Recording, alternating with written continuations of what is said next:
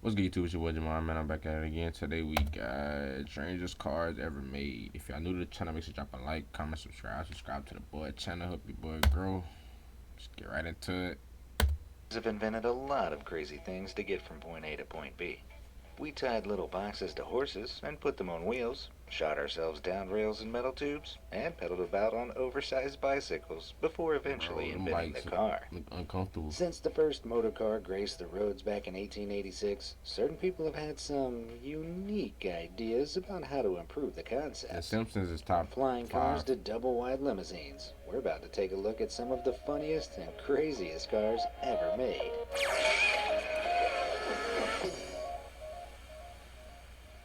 Cramp car. When BMW heard the phrase personal transportation in the 1950s, they must have taken it very literally, if the Cramp Isetta is car. anything to go by. Measuring in at just 7.4 by 4.5 feet, the Isetta is one of the most That's minuscule barely cars taller ever than me. built. You might not be surprised to learn the Isetta was originally made by a company called ISO, which designed scooters and refrigerators, seeing as it looks like Okay, a yeah. cross It between looked the like a two. little mini fridge. BMW eagerly bought the design and license from them, as German regulations at the time allowed people to drive smaller cars with Man, only it a looked like a little motorcycle mini driver's fridge. A little license. mini fridge on To make wheels. the Isetta as small as possible, the car has no trunk and only one door, which the steering wheel is attached to.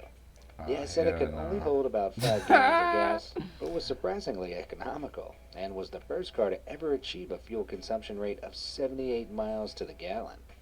Though, as you might guess, 78 it miles wasn't to very the powerful, gallon? having a top speed of 53 miles per hour and just 12 horsepower to Nah, you play can't with, go which nowhere. is less than most lawnmowers have today. Ah, Still, man. people loved the little Isetta, and it was the best-selling single-cylinder car in the world upon release.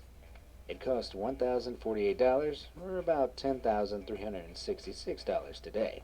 Though the little engine that Mm, could fell out of style in the I 60s, ain't paying Swiss 10 company bands for that. Micromobility are giving it a reboot with their tiny electric two-seat Microlino car, which will be available soon. Being Man, cramped is about to be back in style. who want to be cramped up, though? Mood tube. What is the future of travel? High-speed international rail? Flying cars? Commercial space Flying travel? cars. According to Toyota, it's a weird little pod that changes color when you're hungry. What you're currently looking at isn't an unused vehicle from Tron or a sci-fi Isetta redesign, but Toyota's vision of the future, the What? FV2. I'd have guessed that stood for something cool like future variant, Bro, but what the hell apparently is it's that? fun That hurt my vehicle. eyes. Cute. The pod fits a single passenger and is driven by simply shifting your body weight, so it's more like a Segway than a car. She a Although baddie. this super Segway comes with super strange features. For starters, the FV2 is able to change colors depending on the mood of the driver. If you're struggling to think of any way that could ever be useful, just you wait, because the FV2 can be driven standing up. As far as I can tell, Toyota has never actually explained this Who strange want to decision. drive standing up, Maybe though? it's so you can stretch your legs or get some air. I guess, Definitely yeah. more That effective was, than just rolling a window down. I The don't pod know. was first shown off in 2013, but as far as we know, there are no plans to make it commercially available anytime soon. Yeah, don't do it. It's speculated that if it went on the market tomorrow, it could go for up to $45,000. If nothing else, the smooth tube is a good way of advertising your road rage to the world. Or you could just stand up and let them know yourself. Yeah, nah. Need That's for a drop. Speed. I'm not copping that. In 1998, British car manufacturer TVR had a dream. They wanted to win Le Mans, the prestigious 24-hour race held near the French town of the same name. To do this, they created the Cerberus Speed 12, an absolute demon of a car. It was powered by a 7.7-liter V12 engine made by Frankensteining two previous Cerberus engines together. To Frankenstein. further stretch that engine's power, the car weighed only 2,200 pounds. For perspective, NASCAR requires all their cars to weigh at least 3,300 pounds.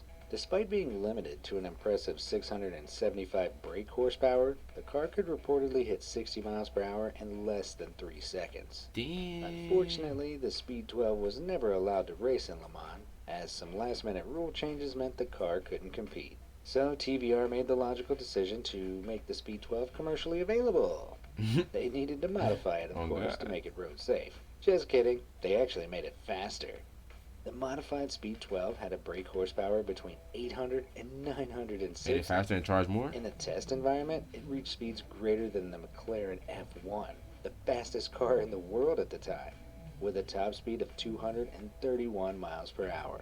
To put that in perspective, the best-selling car in the US in 1998 was the Toyota Camry, with a top speed of Ew. 124 miles per hour. So why wasn't this death car made available to the public? Cause Well, I one day have Peter buku Wheeler, rigs. the head of TVR, took his own creation for a spin. His thoughts when he got back? Basically, holy crap, we can't let people drive this thing. Exactly. It's too dangerous. You heard that right. A car company's CEO actually made a decision for the common good over pure profit. Exactly. Elon Musk, Smart. take note. Water wheels. Imagine this. It's been a long, stressful day at work. You're driving home, coming up on a bridge, when you're greeted by the unholiest traffic jam you've ever seen. Well, why not turn your car into a boat and drive across the water? Because that's just not possible, right? Well, tell that to Quant Group, who in 1961 It's created the possible in water GTA when you filled put in the cheat amphicar. codes. Though unassuming from the front, if you peeked behind the amphicar, you'd see two propellers in addition to the car's usual exhaust pipe, God, allowing Lulu, it to what kind of sail question is with this? ease. While it's impressive the amphicar worked at all, it was plagued with issues. After forking over up to $28,660 in today's money, you'd have to insure the vehicle twice, once as a car and once as a boat. You'd need that insurance too because the amphicar was delicate. It'd fill with water if you didn't pull a lever to make the doors watertight, and even then it needed to be serviced after every float. Additionally, you'd be the laughingstock of car and boat owners alike because the Yeah. amphicar was slow. It had a top speed of just 70 miles per hour on land and 7 knots in the water. Assuming conditions weren't That bit really choppy, float that's though. about 3 That. times walking speed. This is why the amphicar was sometimes called the fastest boat on land and the fastest car in the water. It was discontinued in 1967, but we've come a long way with our water wheels since then. Allow me to introduce the Dobbertons. Yeah, y'all take this time out right now to drop a like on this video, man. Subscribe to the channel if you're new. Please subscribe to the channel. Really appreciate it. Help your boy Our grow. rocket-looking vehicle was built by Rick Dobberton over the course of 4 years If using y'all his subscribe to the entire channel, y'all life make sure to click savings the and bell so y'all get a an old notification milk if y'all want to watch tanker. more videos. Rick spared no expense as the Orbiter was equipped with a 250 horsepower engine, an ocean navigation system, and separate steering wheels for both land and sea. Rick built the Orbiter so he and his wife Karen could go on a unique romantic journey around the world.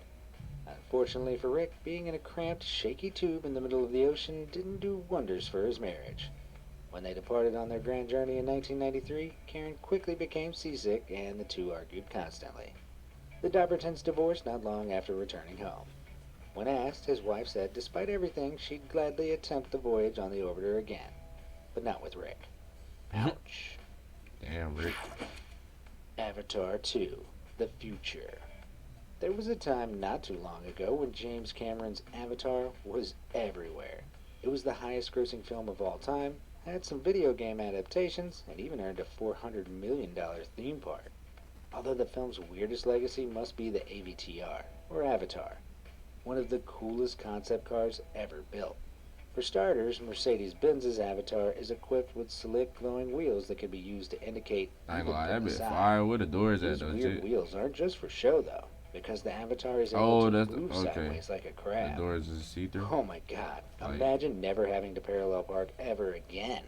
The Avatar theming of the car comes from its most distinctive features, its Oh. skin.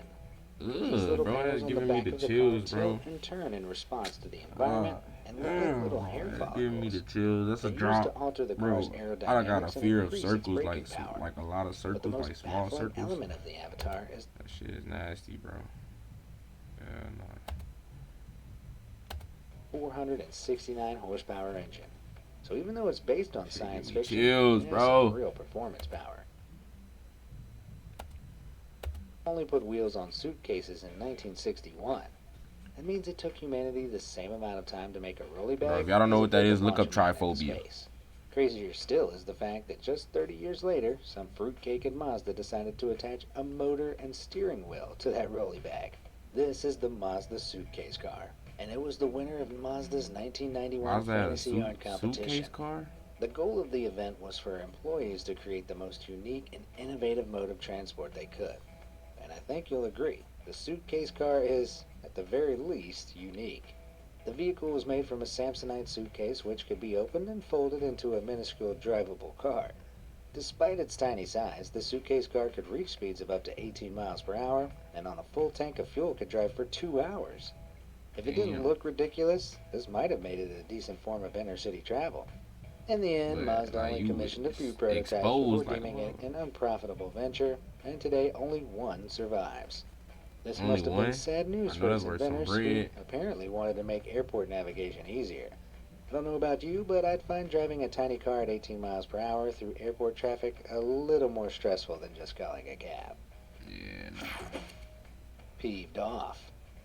So far, we've seen some pretty cool future car designs, but there's something a little soulless about them.